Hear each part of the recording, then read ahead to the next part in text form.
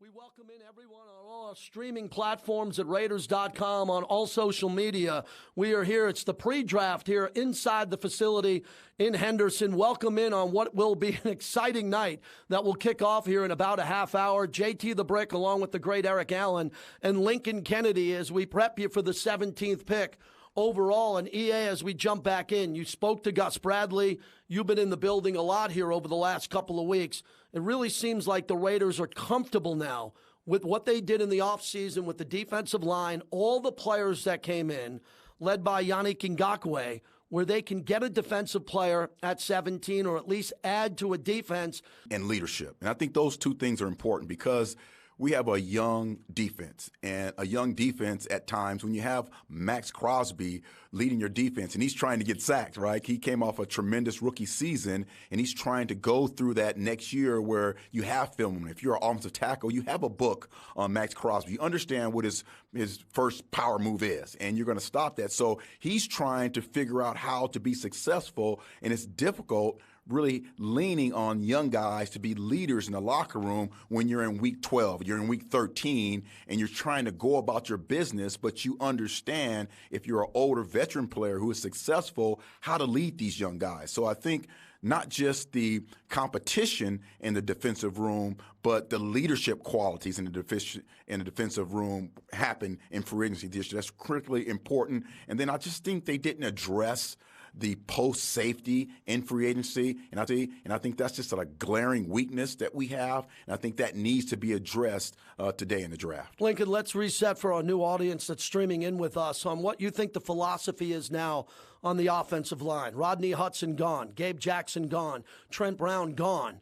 To me, it looks like they spent less money on the offensive line and sprinkled it on the defensive side, along with Tom Cable, who's a valuable asset as a former head coach, best offensive line coach in the league. And now with the 17th pick, you don't believe that they'll go right tackle at 17. You're still thinking defense is the priority. I still think safety and maybe even linebacker, if there's a good one available, is to me is a bigger need. Offensive tackle, because it's such a deep class, I think you can fall back to the second round of that 48 pick, or maybe one of the thirds. You can get a good guy. And then in this system, it's a real safe for offensive tackles because Gruden has shown, and Cable did a great job with them last year, protecting the tackles from being exposed. They have chips. They put a tight end over the side. What you need more than ever in this division is you need a good edge protector. And you need it at the right tackle, okay? And so there are a ton of guys. You mentioned the offensive line. Yes, they did overhaul with Gabe and Rodney going away, but Cable believes in Andre James. They went out and they signed Nick Martin from Houston. You see what I'm saying? So they were the plug and play. Denzel Good plays so well last year in a replacement situation. You've got Incognito back. You're going to have to address the guard situation, but that's also why you drafted John Simpson out of Clemson. You see what I'm saying? So you've got guys that you can put in there right now. The system is incredibly simple for offensive line, and I think they can plug and play a tackle. Eric Allen, when you look at the depth on the defensive side now, there are a lot of bodies that were brought in the offseason and free agency. All of them cannot make this roster. It just doesn't pencil out. Right. So what do you see happening after this weekend? The competition level with Gus Bradley, along with some new coaches who are reevaluating these players on defense. Yeah, first of all, it's if you're able to get that linebacker. If that linebacker drops, if Micah drops, there's going to be some issues in that linebacker room because those linebackers, you just re-sign Morrow. Nick Kwiatkowski just came from Chicago on a big contract. Corey Littleton came from the Rams on a big contract. So you start talking about that linebacker room, there's going to be fierce competition if Micah drops, or if they go with Jeremiah Owusu from Notre Dame. If they go with one of those two players at 17th pick, those guys are going to be put in to start immediately. So that linebacker room, now you're talking about the defensive line room, ultra competitive, and you just have to figure out who is going to be able to help this team get over the hump after week 8 or 9. And you can't have that trend. And defensively, I think that's really where we're looking at. We're looking at week 9 of the last 2 years. You need some defensive players who are able to get the ball back, get turnovers, figure out how to give the ball back to the offense so you start winning those games and don't go into that dip. One of the big things we've been talking about is not reaching A lot of fans talk about that. That's what the draft is all about. That's why this is prime time on ABC. It's one round, okay? We got one round tonight. And Lincoln, this is a really important point with the Mayock draft along with Gruden as they team up together. No one wants to see them reach. Right. So fans are concerned about them trading back. So all of a sudden they're on the clock. It's 15-16. They believe they have 2 or 3 players. Right. 2 or 3. It's a right tackle. Yeah. It's a safety. It's a linebacker Right. that they can get. Do you recommend them trading back and getting a second-round pick, getting another 2 third-round picks, or just get the best player right there and don't take a chance? Get the best player right there. Don't take a chance. That 17 is kind of, in my opinion, in the first round is kind of no man's land because you're in the middle of the heap, and it's most of the big impact players are going to be gone in the top 10. But because of that quarterback frenzy that we know is going on, still there's possibility that one of those top 10 projected players can fall back. You drafted off a need and opportunity, so get the best player available at that time, in my opinion. EA, what I find amazing here is all the quarterback talk that has been around John Gruden his entire career, right? He's a quarterback whisperer. Derek Carr, is he going to be back here? Derek Carr. Now we have the most chaos we've seen in a decade at the quarterback position. I don't believe that 3 out of these 5 quarterbacks are worthy to be taken in the top 10. There's no Lamar Jackson here. There's no Patrick Mahomes, but teams are so desperate to get their quarterback. That's got to benefit the Raiders. Because the Raiders are picking at 17, so if the quarterbacks go early, then Mayock's board shrinks. Yes. Instead of picking at 17, he's really picking at 7 or 8 when it comes to position players. You're exactly right, and that's what it comes down to. Those position players, which one of those position players, linebacker, safety, offensive lineman, has graded out the highest in that group for this year, who is right there for you, who you can pencil in and feel secure based off of experience, based off of that person's relationship, that you can plug them in, and that person's going to be a key factor in why you get to the next level in your football team. That's really what it's about right now, JT, is those players, because of that, those quarterbacks going so high, those position players, who has graded out the best, who has shown you that they're able to walk on the football field and be able to be a productive football player for your team in 2021. That's what it's all about right now. I look at Jenkins out of Oklahoma State. I look at Micah Parsons. Whoever is going to be there, they have to have someone coming into this building as a rookie saying, that's my position. Forget about all you. I'm the best player at that position. I'm coming in here. And that's what's critical. You talk about 17 being no man's land. There's no more of that story. That 17th pick's got to come in here, unlike an Arnett, unlike other players, and say, well, I'm going to develop. It's going to take me a little bit. These players have been evaluated to come in here and help this team get to double-digit wins. There's going to be a lot of pressure coming in on that 17th That's why pick. you rely so heavily on the bigger programs. And we've seen this coaching staff and the scouting department's pedigree. They've went to Ohio State, Clemson, Alabama over and over again. The Alabama tackle Leatherwood, he struggles versus edge rushers. Absolutely. You can't take that risk. So you look at this division, you look at perennially who you're going up rushing against or who's out there who's going to be coming up against you. Yeah. You have to protect the edge. You have to get that tackle. And, of course, just like they did when they drafted Colton Miller, they found a way to address the position. They got their left tackle of the future. They need to get their right tackle of the future as well. Well, Eric Allen, I have the depth chart in front of me for the Raiders after everybody they added on the defensive line. They have 8 picks. Okay, and they have all these guys who were signed in the offseason, and we're going to have a 53-man roster plus a practice squad. There's just not enough room. So when you have 8 picks, do you value 8 picks tonight or over the weekend, or say, forget about the 8 picks. Let's boil it down to 5 and trade up. Let's keep trading up if we have to.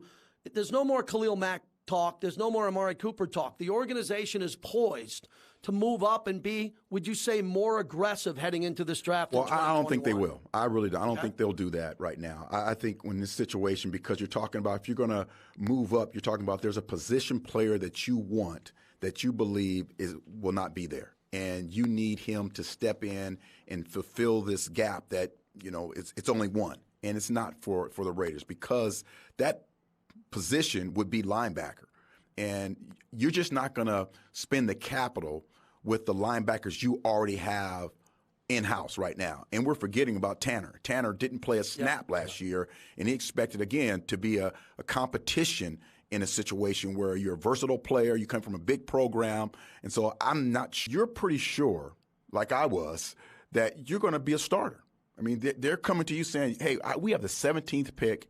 We're looking at you, and we think you can be a starter for this football team.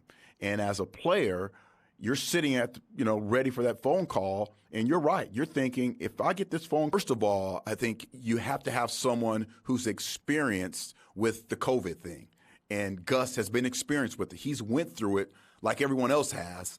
But you have a new coordinator. You would hate to have that coordinator haven't had the experience of how to teach and how to coach in this COVID area. He's been able to do that. He's had success because he has a system that has played out and worked for him. He started out, with the cover 4, didn't really work for him. So he's basically a cover 3, cover 1 type of player. He's always going to have a post player, someone who's going to be able to feel comfortable roaming being the umbrella over top. He's going to have critical that he has pressure on the quarterback with those front 4 guys, allowing those linebackers to run sideline to sideline. I want the listeners to get a picture of the Chargers defense and how those linebackers and that middle safety were going sideline to sideline, making plays, having pressure on the quarterback, having those corners play not up on the line of scrimmage, but off 7 to 6 yards off the line of scrimmage in a good back pedal, really focusing and leveraging those receivers, squeezing everything into the middle of the football field so their safety can have tremendous plays on the ball, those tips and those overthrows.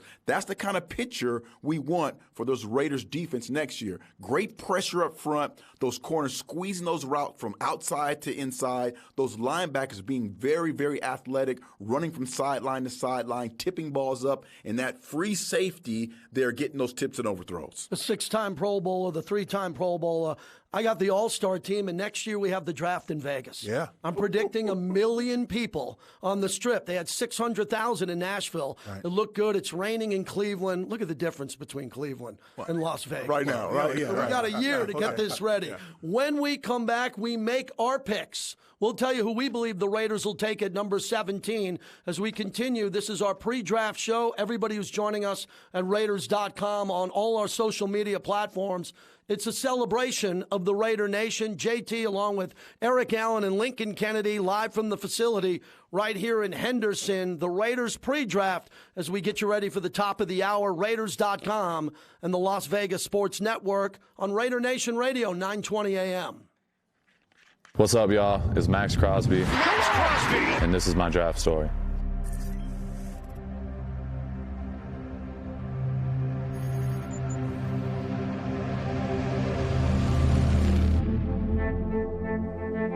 The whole process, I was talking to a lot of teams, and especially after the combine, the combine went well for me, and that's when it kind of heated up for me. But the Raiders never talked to me one time during the whole pre-draft. So the only type of connection I had with them was my agent, and my agent kept telling me, Mayock and Gruden, they love you, blah, blah, blah. I was like, all right, well, they haven't, I haven't got one call, nothing. Tonight, we officially welcome the next generation of players. Once draft day came, I trusted my agent, and he was telling me they love me, so they had pick 106 and 109. There you go. Not going on day 2, which I, initially kind of expected. I was like, damn, I don't know where this is going to go. I'm Reese Davis saying good night from Nashville. I had my whole family, friends in Texas, at my house, and it was just the biggest disappointment. And me and my girl, she's seen my progression, has been through it, and she's been there every step of the way. So she was just as devastated as me. So me and her, I was like, let's just go. We're just sitting there, I could not sleep that night, and I'm just thinking to myself, you never know what can happen on day 3. I don't know if I can go early. You never know. Mad Max. So I was worried a little bit, but I remember texting with my agent and texting my dad. I'm like, listen, Oakland has pick 106. I'm telling you, I still have the text to this day. It's kind of crazy. Hello. Yes, Max there. Yes, sir. Hey, Max, this is John Gruden with the Oakland Raiders. How's it going? It's going great, Coach. The first thing that popped in my head, I'm like, this is the Raiders. And then I heard Gruden's voice, and he's not like any other coach. I've been watching him on Monday Night Football. This dude is a legend. So when I heard his voice, I'm like, this is it seems like a prank. It didn't even seem real. So when he started talking to me, and he's like, man, you number 92, and I'm like, this is crazy. Are you that guy number 92 that's raising hell? Yes, sir. I'm ready. Will you come out? Hey, will you come out here? I'm ready. I'm ready. I'm the guy. I promise. Thank you so much.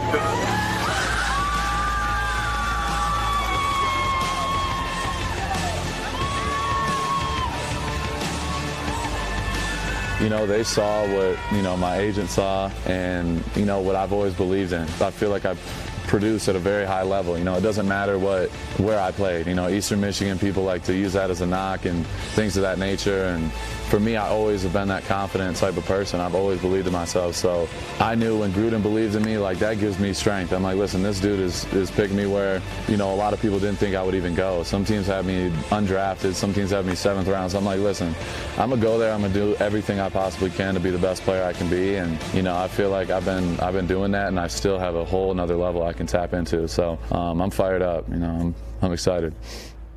Hey, I got to get after Mahomes, man. This is a tough division. Mahomes doesn't see it, and he gets crushed by Max Crosby.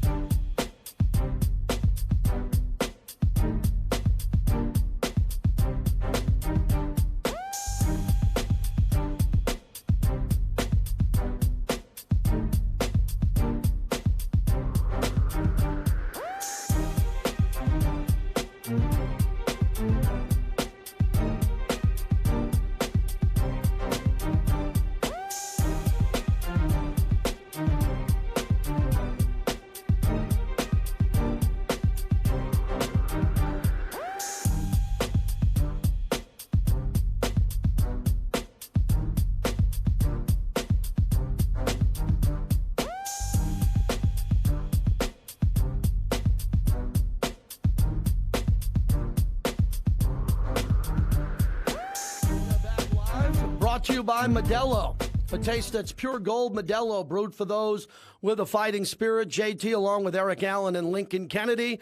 And guys, it's now time to make our selections. I get paid to be wrong more than you. I'll get more of the heat for this, but I was right about Yannick Ngakoue. Over a year, I said he would be in this building. And now I'm going to go with Micah Parsons. The Raiders trade up. The Raiders trade up to either the Eagles, I believe, at 12. They move up. Maybe Minnesota at 14. Detroit, whatever it is, the Raiders get their star linebacker. Lincoln Kennedy, who do you have? With the 17th pick, Okay. the Las Vegas Raiders choose, and I've got the card in my hand. Linebacker, Jeremiah Owusu-Koramoah. Wow. Out of Notre Dame. Great pick. Wow. And he should be there. You guys are going defense like that. Now, the hardest working man of all of show business, True story. JT, goes up and picks a guy. Oh, I'm going up. Yeah, I'm not waiting this time around. I'm going up to get the guy. See, the problem with that is Xavier Collins out of TCU is also a fantastic linebacker, middle of the football field. He's a bigger guy, leadership, used to play quarterback. So, he has all the acumen of being able to make the changeover. But listen, they have a linebacker room full of guys who are excited to play football. They've addressed the needs at rushing defensive end. And so you have to go with a safety, a post safety. So you have to go with the guy out of TCU, the playmaker himself, Trevon Moore, out of TCU, maybe the most complete safety in this draft. So that's where I'm going. I agree with you, just the counterpoint on the linebacker room. However, I think the remnants of watching Devin White wreak havoc on this team last year resonates in this coaching staff of having that impact linebacker. Now, they tried to address it last year with free agency. Yeah. But it just never came to fruition. It wasn't as big of an impact. Now, I agree. They have high expectations out of Tanner Muse. They have high expectations out of Nicholas Morrow. But we don't have time to sit back and wait.